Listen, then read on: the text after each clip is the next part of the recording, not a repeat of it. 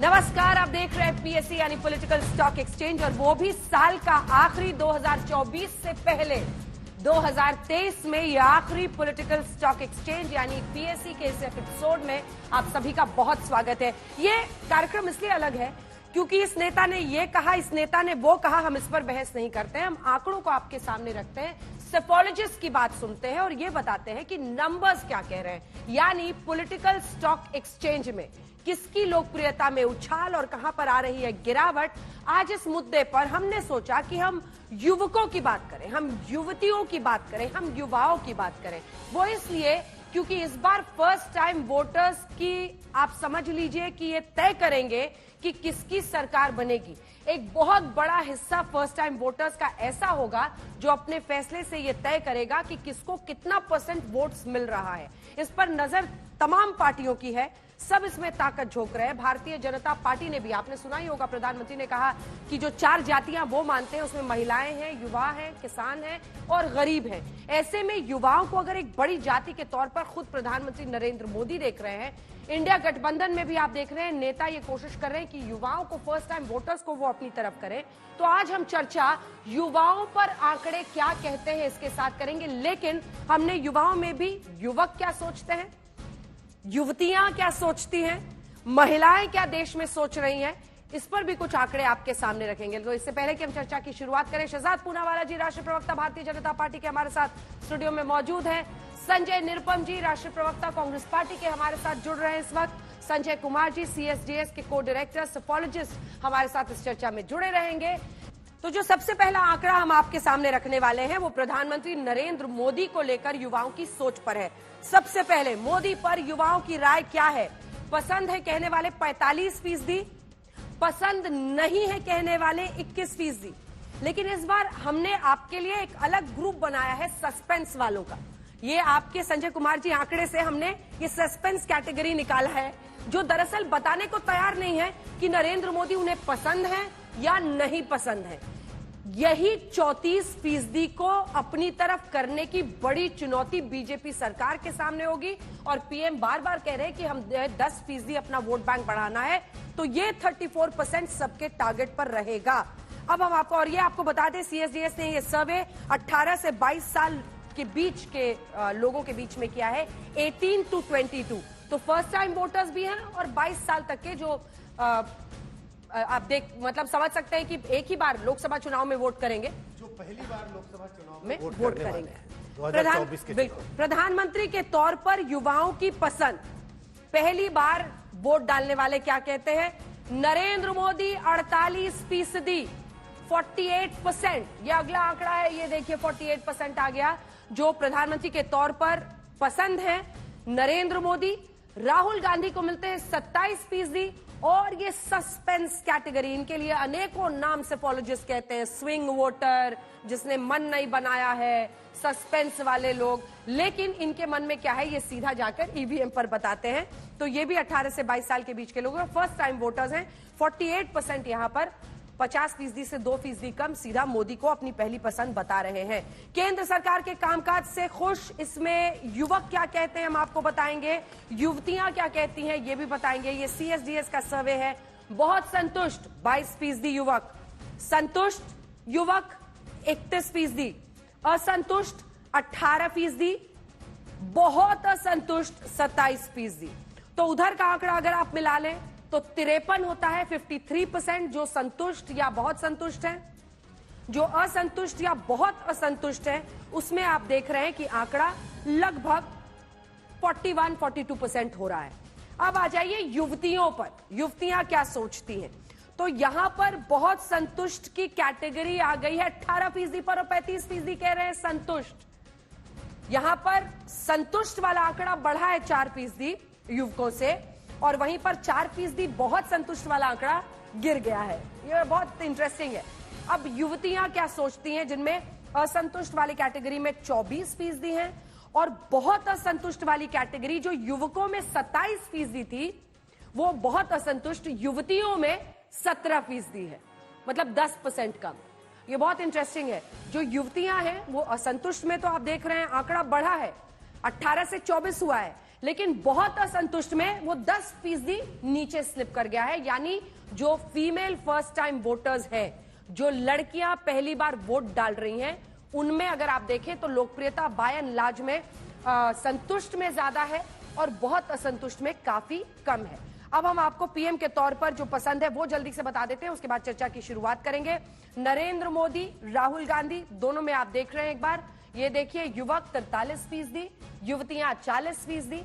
वहीं राहुल गांधी के लिए 22 और 20 का यह आंकड़ा है और सस्पेंस वाला आंकड़ा युवक और युवती में 35 और 40% है। युवतियों में 40% जो फर्स्ट टाइम लड़कियां हैं वो वोट करने के पहले नहीं बता रही हैं कि पीएम के तौर पर उनकी पसंद क्या है, जबकि 35% युवक नहीं बता रहे हैं। लेकिन 43-40 पीएम के लिए, नरेंद्र मोदी के लिए, और वहीं राहुल गांधी के लिए 22 और 20, लगभग आधा या उससे थोड़ा कम आप देख रहे हैं, दोनों ही जगहों पर आधा है सीधा।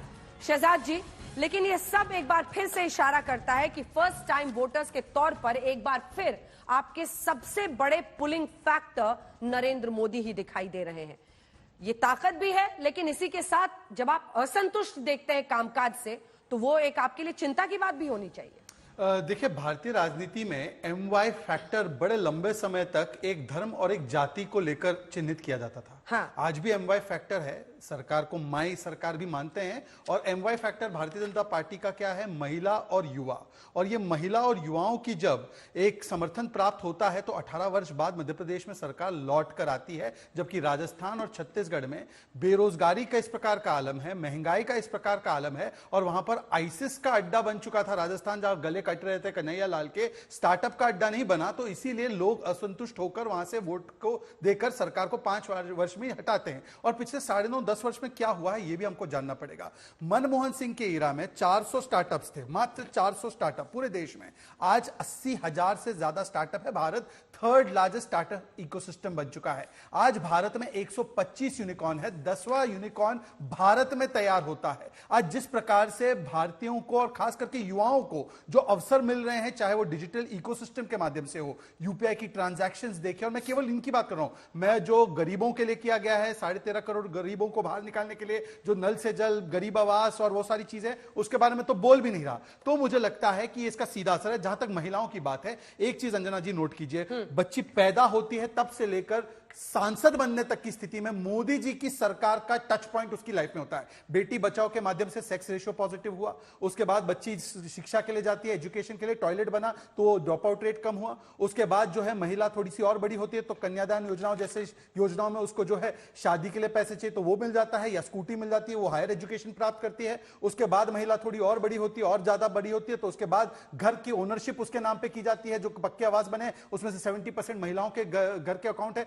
मुद्रा योजना में 70% बेनिफिशियरी वो है, जनधन अकाउंट में 70% बेनिफिशियरी वो है, और फिर जाकर नारी वंदन शक्ति अधिनियम जो संसद में उनको पहुंचाने के लिए और परमानेंट कमिश्नर आर्म फोर्सेस देने के लिए। तो ये मोदी जी की सोच, और मैं इसके पीछे थामा एक सेकंड तो होल्ड कीजिए। ये जो 45% युवा फर्स्ट टाइम वोटर्स असंतुष्ट हैं, इस पर भी तो बोलिए। और 41% युवतियां असंतुष्ट हैं कामकाज से। ये फर्स्ट टाइम वोटर्स हैं, इनका आकलन है। हाँ, देखिए, आप अगर हर एक को आपने 4 सवाल पूछे, अगर चारों में भी 5 सवाल पूछे, जो पांचों में भी अगर आप सस्पेंस को आधा आधा बांट दे, हालांकि इस रेशियो में नहीं बटेगा, परंतु अगर आधा आधा भी बांट ले तो मुझे लगता है कि युवतियों में अगर आप देखें तो प्रधानमंत्री की जो पॉपुलैरिटी है वो 53% है। मोदी जी की पॉपुलैरिटी मेल्स में अगर आप देखें तो 60% है। 5 नंबर वाला 60%, पांचवें में देख लीजिए तो 43 प्लस आधा ले लीजिए 17 तो 60%, और 40 प्लस आधा ले लीजिए 20 तो 60%। तो मुझे लगता है कि 10 वर्ष के नहीं, फिर आप चले गए कहीं और। कामकाज वाले पे आइए, चलिए कामकाज वाले पे एक बार आइए। सेंटर के काम पे देखिए, सेंटर के काम पे भी आप नंबर देख 3 और 4 दिखाइए। हाँ, 3 और 4 पे भी बात करता हूँ। 22 है बहुत संतुष्ट, और फिर संतुष्ट में 31 है। ठीक है, अब इसमें से आप ये तो हो गया 53 हो गया, 53 हो गया, और नीचे हो गया 45। हाँ, ये तो जोड़िए 45। ठीक है। मुझे लगता है कि 10 वर्षों के बाद भी किसी भी सरकार के लिए और सरकार के कामों के प्रति इस प्रकार की रेटिंग हमने नहीं देखी है। इसका मतलब कि आज राजनीतिक विश्लेषकों के वोकैबुलरी में प्रो इनकम्बेंसी शब्द कोशिश करती हूँ संजय जी से, एक सेकंड शहजाद जी, फिर से कोशिश करती हूँ। ये 45% क्यों नाराज है? स्ट्रेट सवाल, क्या समझ में आ रहा है? आप ही से पूछ रही हूँ। मुझे पूछे नहीं, ये 45% कामकाज से अगर नाराज है, 41% युवतियां नाराज हैं, असंतुष्ट हैं। देखिए, मैं जहां तक समझ सकता हूं जो युवा वर्ग होता है, क्योंकि मैं भी सबसे यंगेस्ट हूं इस पैनल में, हम लोगों के मन में हमेशा ये इच्छा होती है कि और क्या, आगे क्या। तो मुझे लगता है चाहे जितने भी पुराने बेंचमार्क तोड़े भी गए हो, उसके बाद भी हम शायद उनके इस भाव को, कि जो एक बेचैनी होती है, उसको असंतुष्टता में गिन रहे हैं, या हो सकता है उसको असंतुष्टता बता रहे हैं। ये भी हो सकता है, ये भी संभव है। संजय जी, आपके पास अब आते हुए, 2 बार लगातार शासन करने के बाद जब हैट्रिक की बात प्रधानमंत्री नरेंद्र मोदी 2024 में कर रहे हैं, क्या यह आपके लिए चिंता की बात नहीं है कि अभी भी नरेंद्र मोदी की लोकप्रियता CSDS के सर्वे के मुताबिक बहुत आगे है? मतलब 45% तो डायरेक्टली मोदी पर युवाओं की राय है कि वो पसंद है। उसके बाद आप देखिए, जब राहुल गांधी से कंपैरिजन भी कीजिए तो सीधा हाफ पर उनका ग्राफ आता है। ये चिंता की बात नहीं है? अंजना जी, संजय जी और CSDS के प्रति पूरा सम्मान व्यक्त करते हुए मैं अपनी बात रखना चाहता हूं। मालूम नहीं कि इस पूरे ओपिनियन पोल में कितने लोगों की राय ली गई नहीं ली गई, क्या हुआ मालूम नहीं है। आप सीधे निष्कर्ष पे आ गई हैं। ठीक है, मैं आपके निष्कर्ष को एक्सेप्ट करते हुए उस पर बहस करता हूं। यह सच है कि पूरे देश में मोदी जी के राज में बेरोजगारी बहुत तेजी से बढ़ी है, इससे कोई इनकार नहीं कर सकता। खुद इनके मंत्री महोदय सदन में स्वीकार करते हैं कि 22 करोड़ लोगों ने नौकरियां मांगी, जिसमें 7 लाख लोगों को ये नौकरी दे पाए हैं। तो इतनी बड़ी बेरोजगारी के बाद जो नए बच्चे जो रोजगार सेक्टर में उतर रहे हैं या नौकरियों की तलाश में उतरेंगे, वो इस सरकार से इतने बड़े पैमाने पर संतुष्ट रहेंगे, मुझे विश्वास नहीं होता। अग्निवीर योजना के खिलाफ जिस तरीके से विद्रोह हुआ था, वो विद्रोह करने वाले बच्चे कौन थे? 18 साल से 20-22 साल 23 साल के बीच के बच्चे थे। उस विद्रोह को दबा दिया गया, उन बच्चों को डरा करके कि अगर तुम्हारे ऊपर केस लग गया तो आइंदा तुम सरकारी नौकरी के लिए अप्लाई नहीं कर पाओगे। वो किसी तरह से दब गया, लेकिन उनके अंदर, उनके सीने के अंदर वो आग जल रही है। अभी मैं उस घटना का समर्थन नहीं कर रहा हूं, पहले ही बोल देता हूं, लेकिन जिस घटना के बारे में बोलने जा रहा हूं, पार्लियामेंट में जो लोग कूदे, मैं उसका समर्थन नहीं कर रहा हूं, लेकिन उन बच्चों ने जान की बाजी लगा करके, कानून का उल्लंघन करके पार्लियामेंट में उतरते हैं और स्मोक बॉम्ब छोड़ते हैं। भगवान का शुक्र है कि कोई बड़ा कोई बॉम्ब नहीं था। एक मिनट, मैंने कभी नहीं बोला आपके बीच में, तो कृपया करके ना बोलिए। तो मैं उनके कृत्य का समर्थन नहीं कर रहा हूं, लेकिन बच्चे इतने असंतुष्ट हो चुके, इतने नाराज हो चुके हैं कि इस एक्सट्रीम पे जाने को तैयार हैं। तब अगर CSDS कहता है कि जो नए बच्चे हैं, जो बेरोजगार बच्चे हैं, जो अभी अभी पढ़ाई पूरी कर रहे हैं और उनको नौकरी की तलाश होने वाली, पता नहीं उनके बड़े भाई और उनकी बड़ी बहन को नौकरी मिली है कि नहीं मिली है, और वो बच्चे एकदम धुआंधार मोदी जी कर रहे हैं, तो एकदम से विश्वास नहीं होता है। फिर भी अब आपने जब एक निष्कर्ष निकाला है तो निष्कर्ष पे ही चर्चा करनी है। तो मेरा ऐसा मानना है कि जो असंतुष्ट वर्ग है वो और बड़ा वर्ग है, और वो आने वाले दिनों में चुनाव के समय वो असंतोष वोटों में निकल के आएगा। क्योंकि नया बच्चा बेचैन होता है, उसको बहुत कुछ चाहिए और उसको कुछ नहीं मिल रहा है। वो जो महंगाई की मार है, वो सिर्फ उसके माँ बाप नहीं झेल रहे हैं, उसकी मार वो भी झेल रहा है, उसका घर पूरा परिवार झेल रहा है। बेरोजगारी के मार उसका पूरा परिवार झेलता है। तो ऐसे में आप बड़े बड़े ख्वाब दिखा दें, बड़े बड़े स्टार्टअप की बात कर रहे हैं, कितने स्टार्टअप बंद हो गए ये तो बताती नहीं है सरकार। अगर 80,000 स्टार्टअप चल रहे हैं तो उसमें लगभग 25-30 हजार स्टार्टअप तो बंद हो जाते हैं। रोज स्टार्टअप शुरू होते हैं, बंद होते हैं, और स्टार्टअप शुरू करने के लिए जो इनके पास सिस्टम है वो सिस्टम काम ही नहीं करता। ये बच्चे अपने लेवल पे सब कुछ कर रहे हैं, जो भी कर रहे हैं। बैंगलोर के स्टार्टअप वालों के साथ में बैठा हूं, उसमें सरकार का कोई रोल नहीं है, कोई योगदान नहीं है। मुद्रा योजना में पैसे तो दे रहे हैं, लेकिन पैसे से कितने लोग लाभान्वित हो रहे हैं, वो पैसा वापस आ रहा है कि नहीं, बिजनेस आगे बढ़ रहा है कि नहीं, इसका कोई सबूत नहीं, कोई आकलन नहीं, कोई मूल्यांकन नहीं है। तो ये सारी बातें जो हवाई में हो रही है, हवाई में जो बातें होती हैं, उससे एक काउंटर क्वेश्चन है। आपने सभी बातें संतुष्ट असंतुष्ट पे कह दी, लेकिन मेरा प्रश्न आपसे 5वें नंबर के ग्राफिक्स पर था, जो एक बार फिर से दिखाते हैं। युवकों में 43% नरेंद्र मोदी की लोकप्रियता है, पीएम के तौर पर पसंद, वहीं राहुल गांधी 22% है। युवतियों में 40% अगर पीएम के लिए है, नरेंद्र मोदी के लिए, तो राहुल गांधी के लिए 20%। क्या आप इस बात को भी डिफाई करेंगे और आप अपने सर्वे के मुताबिक या अपने आकलन के मुताबिक ये मांगते हैं कि राहुल गांधी की लोकप्रियता नरेंद्र मोदी से ज्यादा है, अगर आपको ये गलत लग रहा है? मैं ज्यादा और कम की बात मैं नहीं पढ़ूंगा, लेकिन अभी भारत जोड़ो यात्रा के दरमियान हम राहुल जी के साथ थे और आप लोग भी गए होंगे, पूरा देश के मीडिया ने भी कवर किया था। बड़े पैमाने पर हिंदुस्तान के अलग अलग राज्यों के, गांव के, शहरों के नौजवान जिस तरीके से राहुल गांधी के साथ चलने के लिए, राहुल गांधी से मिलने के लिए, राहुल गांधी से बातें करने के लिए, राहुल गांधी को अपनी बात कहने के लिए, राहुल गांधी को अपना दर्द सुनाने के लिए बेचैन थे, जिस तरीके से नौजवान, वो अपने आप में इस बात को स्थापित करता है कि राहुल गांधी की लोकप्रियता जबरदस्त है नौजवानों में भी। अब आपने जो एक संदेह वाला जो एक सिस्टम बताया कि इतने सारे बच्चे जो हैं अभी तक स्पष्ट नहीं कर रहे हैं कि वो किसके तरफ हैं, तो जब कोई व्यक्ति ये नहीं कहता है, जब इनकम्बेंट के पक्ष में कुछ नहीं बोलता, तो निश्चित तौर पर उसके मन में इनकम्बेंट के खिलाफ एक फीलिंग होती है। जब इनकम्बेंट प्राइम मिनिस्टर जो कि वर्तमान प्रधानमंत्री या वर्तमान व्यवस्था के खिलाफ कुछ बोलने से डरता है, घबराता है, तो वो चुप रह जाता है, इसका मतलब उसके खिलाफ है वो, और वो कहीं ना कहीं उसका जो अल्टरनेटिव है उसके साथ चाहता है, लेकिन अभी शायद हिम्मत नहीं कर पा रहा। संजय जी, एक छोटा सा जवाब आप देना चाह रहे हैं। देखिए वैसे तो महाराष्ट्र में एक अलग ही संजय संवाद चल रहा है सीटों को लेकर, पर ये संजय संवाद में दोनों संजय एक साथ ही सोचते हैं, वो भूले भटके कहते हैं, ये बच्चे नौजवान कह रहे हैं। तो मैं सिर्फ इतना कहना चाह रहा हूं कि देखिए मान्यवर, ऐसा है आज सबसे कमतर स्तर पर अनएम्प्लॉयमेंट 3.2 6 सालों में है। ईपीएफओ का आंकड़ा देख ले तो 6 करोड़ नए एडिशन हुए जॉब के, और मैं आपको बता दूं 40 करोड़ मुद्रा लोन योजना में से अगर आप मान लीजिए कि 1/10 भी, तो 4 करोड़ जो है जॉब्स वहां पर क्रिएट हुए, इसको छोड़ देते हैं। मैं कह रहा हूं कि भारत जोड़ो की बात आपने की, भारत जोड़ो यात्रा के बाद और उसके दरमियान 11 राज्य के चुनाव हुए, और 11 राज्यों में कांग्रेस पार्टी 8 राज्य चुनाव हारी और भारतीय जनता पार्टी और एनडीए 7 जीती। चलिए इन सर्वे को तो आप नहीं मानते, इसको आपने खारिज कर दिया, जनता के सर्वे को तो मानेंगे ना आप, मान्यवर? ठीक है, मैं लौटूंगी, इसका जवाब देंगे। अब संजय जी वापस आते हैं।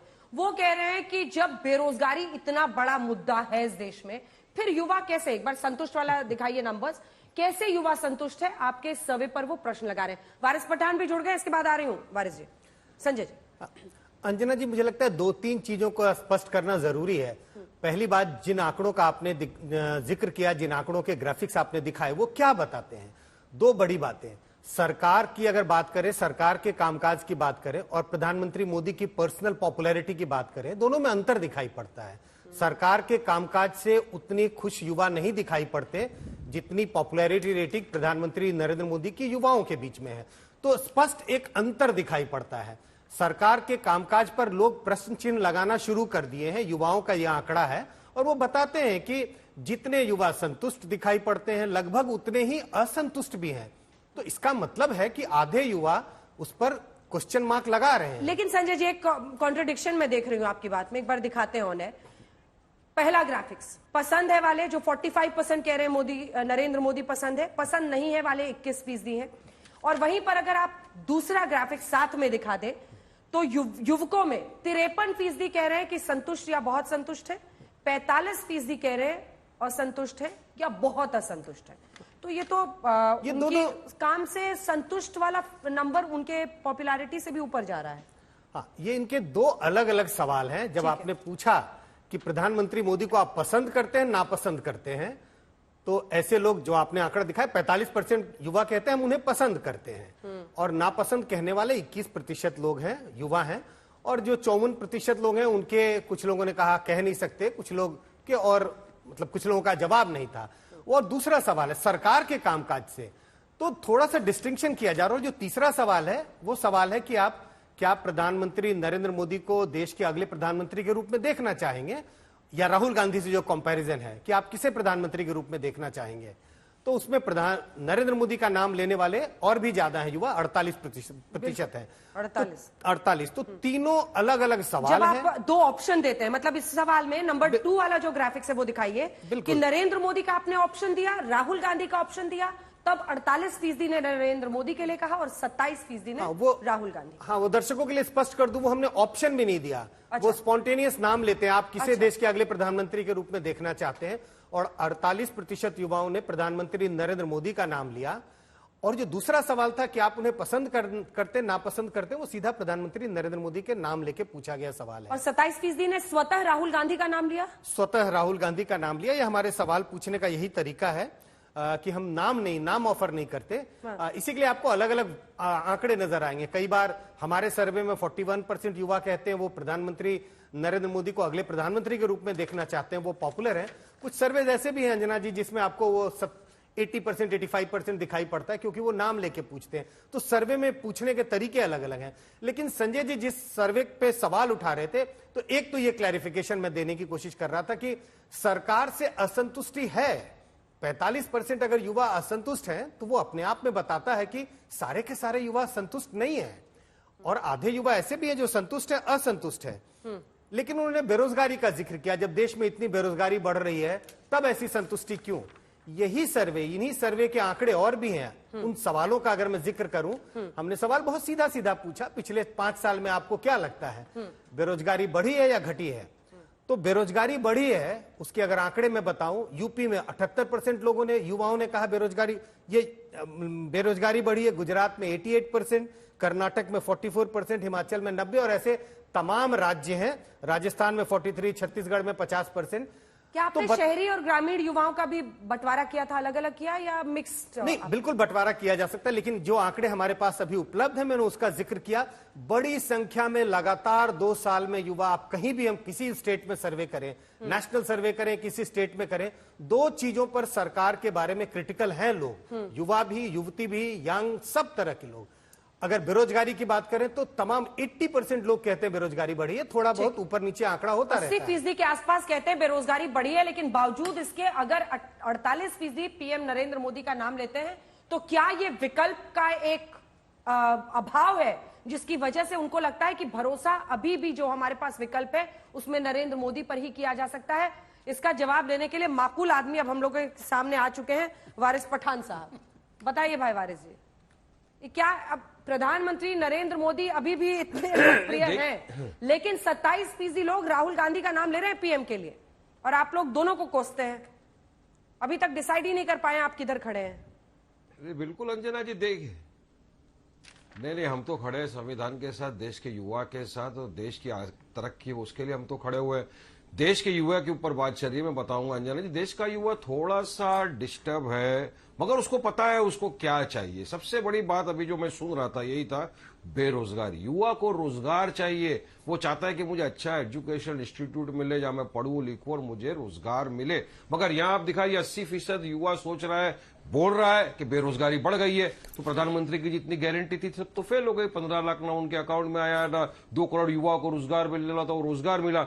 युवा को देखिए इससे कुछ लेना देना नहीं कि आप 6.25 लाख रुपए का एक सेल्फी पॉइंट बना दो, वहां खड़े रह के वो फोटो निकाल लेगा, मोदी जी की वाहवाही हो जाएगी, उससे उसको लेना देना नहीं है। युवा को आप बता दो 2 करोड़ सब्सक्राइबर बढ़ गए मोदी जी के यूट्यूब के ऊपर, तो उससे कुछ उसको फायदा होने वाला नहीं। हाँ, एक पॉपुलरिटी मोदी जी की होगी, तो पॉपुलरिटी तो डोनाल्ड ट्रंप की भी सबसे ज्यादा थी उस वक्त, मगर वो तो हार गए, बाइडेन जी जीत गए। आज का युवा समझदार है और परेशान हाल है कि क्या करे। युवा को आपके मंदिर मस्जिद इससे कुछ लेना देना नहीं। वो चाहता है कि मैं कैसा कमाऊं 2 रुपया, कैसा अपने बीवी बच्चे को पालू, कैसा अपने घर संसार को पालू। युवा ये चाह रहा है, मगर मोदी जी नहीं चाहते ये बात। मंदिर मस्जिद वाला ज्ञान कब आया आपको? नहीं, ज्ञान तो ये लोग का तो काम ही है ना। अच्छा, अरे आप जो फिलिस्तीन पर रोज भाषण दे रहे हैं हैदराबाद में, बीच चौराहे पर, फिलिस्तीन पर, तो बात वहां मस्जिद की तो करते हैं असदुद्दीन ओवैसी। यहाँ पे ज्ञान दीजिए खूब टीवी पर। नहीं, सुनिए अंजना जी, मस्जिद पे ज्ञान नहीं था, वो ज्ञान था इंसानियत पे, ह्यूमैनिटी पे। हमने कहा था कि फिलिस्तीन के साथ खड़े होने के लिए आपको मुसलमान होना जरूरी नहीं है, इंसान होना जरूरी है। इंसानियत के नाते से लोग खड़े हुए, पूरा वर्ल्ड का लोग खड़े हो गए, क्रिश्चियन लोग खड़े हो गए, ज्यूज लोग खड़े हो गए, तो क्या सब मुसलमान थे? नहीं। और भारत देश का युवा तो और समझदार है, उसको पता है कि नहीं वाकई के अंदर अगर गलत हो रहा है तो गलत की आवाज उठाएगा वो। और अब ये नहीं सोचिए पॉपुलरिटी है 48% मोदी जी के सब पे पॉपुलरिटी हो गई तो उनको वोट मिल जाएगा, नहीं।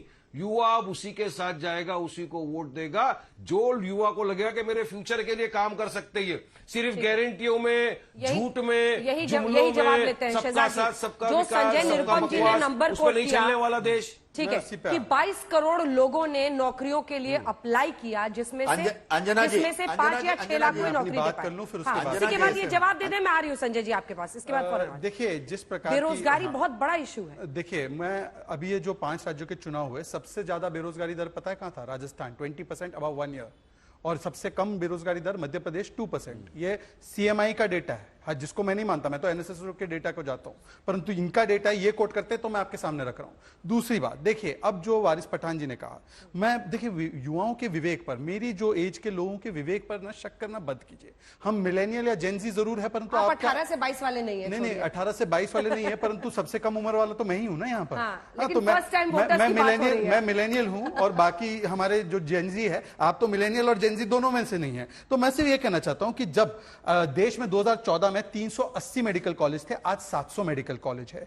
जब 97% इंक्रीज एमबीबीएस की सीट्स में हुआ, जब 100% इंक्रीज हुआ है पीजी सीट्स में, जब आज 700 यूनिवर्सिटीज बना दी गई है, जब केवल स्टार्टअप इकोसिस्टम की बात नहीं कर रहे, डिजिटल के इकोसिस्टम की जब बात करते हैं, तो 300 रुपया यूनिट पर जीबी यूनिट था और आज 9 रुपए प्रति जीबी हो चुका है, जिसकी वजह से इकोसिस्टम आगे बढ़ चुका है। तो मुझे लगता है कि इन चीजों से जिस प्रकार का प्रभाव पड़ा है, और देखिए मंदिर मस्जिद की बात तो वारिस पठान ले आते, एक आंकड़ा देने दीजिए, काशी विश्वनाथ धाम बनने के बाद अंजना जी वहां का टूरिज्म फुटफॉल 68 लाख से 13 करोड़ हुआ, जिससे कि टूरिज्म सेक्टर में 45% ग्रोथ इन इनकम हुई और 34% ग्रोथ इन वहां पर जो अपॉर्चुनिटीज है वो हुई। तो ये किसको लाभ पड़ा? इसीलिए मैं कहता हूं कि युवाओं के विवेक पर, और देखिए आपने कहा कि विकल्प कोई नहीं है अंजना जी, टीना ये जो अंग्रेजी पत्रकार है इसको टीना फैक्टर कहते हैं, टीना, देयर इज नो अल्टरनेटिव। मैं बोलता हूं अब वो बहुरानी का नहीं, दूसरी बहुरानी का नाम चल रहा है, टीना नहीं नीता हो चुका है, नरेंद्र इज द अल्टरनेटिव। टीना, आप समझी नहीं मेरा, नहीं थोड़ा सा मैं, किसकी बहुरानियां हैं? टीना और नीता, आप समझी नहीं, चलिए, आप वेरी इनोसेंट है। एनीवेज, तो टीना से आज नीता हो चुका है, नीता का मतलब है नरेंद्र इज द ऑल्टरनेटिव। इसका मतलब यह है कि अगर समस्या भी हो, देश में समस्या है, परंतु उसका निदान कौन दे सकता है? वो नरेंद्र मोदी है, क्योंकि उस जिंदगी उन्होंने जी है और उनके अंदर वो कटिबद्धता है 24/7 काम करने की। संजय जी जवाब दीजिए। ये जो बोल रहे हैं कि प्रतिबद्धता है, पिछले 10 वर्षों से, लगभग 10 वर्षों से इनकी सरकार है, और मैं फिर से कह रहा हूं, जोर दे के कर रहा हूं कि इस समय बेरोजगारी सबसे बड़ा प्रश्न है। सिर्फ 22 करोड़ और 7 लाख का मामला नहीं है, 10% की रेट से अनएम्प्लॉयमेंट बढ़ रही है इस देश में। पूरा अनएम्प्लॉयमेंट जो टोटल है इस समय 40% से ज्यादा है। अब इन आंकड़ों को झुठलाने के लिए ये फर्जी आंकड़े लेकर के बोलते रहिए, शुतुरमुर्ग की तरह अपना चोंच रेत में डाल करके बैठे रहेंगे, डिनायल मोड में रहेंगे।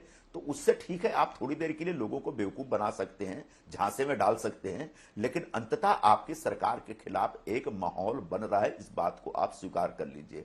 नरेंद्र मोदी की सरकार को सत्ता में आए 10 साल हो गए, 10 साल में लगभग 20 करोड़ लोगों को रोजगार देना था। आज हालात ये हैं कि सबसे बड़ी समस्या बेरोजगारी है, और उसके बाद ये प्रतिबद्धता और कमिटमेंट की बात करते हैं। ये सब फर्जी बातें हैं। तो इन फर्जी बातों पर हमारा कोई मतलब वो नहीं है, हम कोई नियंत्रण नहीं कर सकते, क्योंकि इतने हमने टॉयलेट बना दिए, इतने सिलेंडर बांट दिए, ये सब फर्जी आंकड़े हैं। इतने हमने मुद्रा लोन में इतने लोन दे दिए, इतने लोगों का लाइफ बन गया। सच पूछिए तो जरा बाहर निकल के देखिए ना, आप मोहल्ले में देखिए, जो प्रॉपर्टियों में जाइए, गांव में जाइए, लोगों की अवस्था बहुत खराब हो चुकी है। और ऐसी अवस्था को ठीक करने की क्षमता और ताकत नरेंद्र मोदी में है। उनके पास वक्त भी है, सरकार भी है।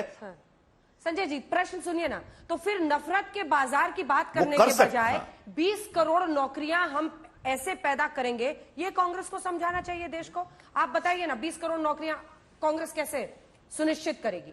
कोई प्लान है आपके पास? 20 करोड़, हाँ, नहीं, बहुत अच्छा सवाल किया आपने। मैं कोई इकोनॉमिस्ट नहीं हूं, लेकिन निश्चित तौर पर इतना चाहूंगा कि जब देश में मैन्युफैक्चरिंग बढ़ती है ना, तो रोजगार बढ़ते हैं। आपके देश में 22,000 इस समय जो स्मॉल और मीडियम इंटरप्राइजेस थे ना, वो बंद हो गए ये सारे के सारे छोटे छोटे कारखाने। जब ये कारखाने बंद होंगे तो रोजगार का जो अवसर होगा वो कम होगा। तो हमारी सरकार जब आएगी, कांग्रेस पार्टी की भूमिका क्या है? मैन्युफैक्चरिंग बढ़ाइए, औद्योगिक गतिविधियों को बढ़ाइए। अभी आपने क्रोनी कैपिटलिज्म शुरू कर रखा है। चंद, राहुल गांधी बार बार क्या बात कहते हैं, चंद गिने चुने उद्योगपतियों के हवाले आप सब कुछ किए जा रहे हैं, जो कि गलत है। आर्थिक सत्ता का केंद्रीकरण नहीं होना चाहिए, विकेंद्रीकरण होना चाहिए। ये गांधी जी कह के गए हैं। हम कांग्रेस पार्टी के हमेशा वक्त की कमी है सर, मुझे एक रिमार्क सबसे लेना है। ठीक है, आपने वैलिड पॉइंट्स बताया, इसका जवाब मैं इनसे लूंगी। लेकिन संजय जी, दो बड़ी चीजें जनवरी के महीने में हो रही हैं, जल्दी से रिएक्शन आप पे। क्या राम मंदिर निर्माण और अयोध्या नगरी का जो मतलब 360 डिग्री बदलाव हो रहा है, पर्यटन को बहुत बड़ा है, अंतर्राष्ट्रीय हवाई अड्डा, बहुत सारे वहां पे होटल्स, सब चाह रहे हैं कि वहां पर अपना खोले, इन सबसे बीजेपी एनडीए को फायदा होगा? फर्स्ट टाइम वोटर्स युवाओं को अपनी तरफ करने में? महिलाओं वाला आंकड़ा भी जल्दी से दिखा दीजिए, जो आखिरी वाला आंकड़ा है। नरेंद्र मोदी के नाम पर 46% जो पुरुष है वो कहते हैं, सस्पेंस 28 का है, और महिलाओं में 45% है जो कहते हैं कि वो नरेंद्र मोदी को वोट करेंगे। ये आखिरी वाला आंकड़ा है, जल्दी से दिखा दीजिए। ये बताते हुए वहीं राहुल गांधी भारत न्याय यात्रा कर रहे हैं। क्या आपको लगता है कि इन दो बड़े मूवमेंट से ये जो फर्स्ट टाइम वोटर है वो स्विंग हो सकता है सस्पेंस वाले? अंजना जी, कोई दोनों में संबंध, एक तरह से कह सकते हैं कि कोई कंपैरिजन ही नहीं है। जो आप राम मंदिर की बात कर रहे हैं, उससे बिल्कुल एक मूवमेंट होगा। मूवमेंट मतलब एक पॉजिटिव एनर्जी क्रिएट होगी, और बीजेपी की तरफ इन युवा मतदाताओं का रुख और झुकेगा। तो निश्चित रूप से युवा मतदाताओं की बात करें, महिला मतदाताओं की बात करें, या अन्य आयु वर्ग के मतदाताओं की बात करें, सब मतदाताओं का झुकाव बीजेपी की तरफ और ज्यादा होने की संभावना है। जो कुछ भी अयोध्या में हो रहा है, राम मंदिर का निर्माण हुआ है, और अगर आप यात्रा की बात करें, उससे भी हम उम्मीद कर सकते हैं, जनता उससे उम्मीद कर सकती है। लेकिन दोनों से जितनी उम्मीद है उसमें बहुत फर्क है। राहुल गांधी भी अपनी ओर कुछ युवाओं को अट्रैक्ट कर सकते हैं कि जब वो यात्रा पे निकलेंगे, लोगों से मिलेंगे, लोगों से संवाद होगा, उससे भी कुछ मतदाता उनकी ओर झुक सकते हैं। लेकिन दोनों के प्रोपोर्शनैलिटी में बहुत फर्क होने वाला है। देखिए, संजय निरुपम जी ने तो एक बार सर्जिकल स्ट्राइक के लिए सर्जिकल स्ट्राइक कहा था, तो इन आंकड़ों में भी उनका विश्वास नहीं, तो इसमें कोई नई बात नहीं है। परंतु मैं पूछना चाहता हूं, जब रफ्तार दुगनी हो जाती है हाईवे बनने की 11 किलोमीटर से 37 किलोमीटर, तो हाईवे कौन बना रहा है? इटली से तो लोग नहीं आ रहे। एयरपोर्ट 70 से 144 हो जाते, तो वो कौन बना रहा है? कोई रोम से तो नहीं आ रहा है। और मैं इसलिए बोलना चाहता हूं, अब अयोध्या का आपने जिक्र किया, मंदिर से देखिए, मंदिर और विकास, एमएसएमई की बात कर रहे थे, medium and small scale industries, उनको पता होना चाहिए कि मीडियम एंड एमएसएमई सेक्टर के लिए जिस प्रकार के हम लोगों ने लाखों करोड़ों के उनको फंड दिए थे, लोन लेने की व्यवस्था दी थी, आज उसकी वजह से वो बचे रहे। और विदेशों में देखो क्या हुआ है उसका। और अयोध्या पे एक छोटी टिप्पणी, जब विवादित ढांचा खड़ा था, जिसमें मुझे लगता है संजय निरुपम जी उस समय तो अलग स्टैंड लेते थे, उस समय पर हमारे फॉरेन डायरेक्ट इन्वेस्टमेंट की क्या स्थिति थी? फॉरेन एक्सचेंज रिजर्व्स तो नगण्य थे, उसमें हमको गोल्ड गिरवी रखना पड़ा था, हाई इन्फ्लेशन और 2 to 3% ग्रोथ रेट। आज जब राम मंदिर बन रहा है तो फास्टेस्ट ग्रोइंग इकोनॉमी, फ्रेजाइल 5 से फास्टेस्ट 5 में है हम लोग, highest FDR, highest foreign exchange reserves और हाईएस्ट हमारी जो है ग्रोथ रेट चल रही है। चलिए, इसी के साथ पीएससी का अंत करते हैं। आप सभी का बहुत धन्यवाद। लेकिन आज का यह आंकड़ा यही बताता है कि जो फर्स्ट टाइम वोटर्स हैं, उनमें प्रधानमंत्री नरेंद्र मोदी की लोकप्रियता बहुत ज्यादा है। 53% जो युवा हैं वो संतुष्ट नजर आते हैं, तो वहीं लगभग 45% मौजूदा सरकार के कामकाज से असंतुष्ट भी है। इसी के साथ पीएससी में इतना ही। देश दुनिया की बाकी खबरों के लिए आप देखते रहिए आज तक।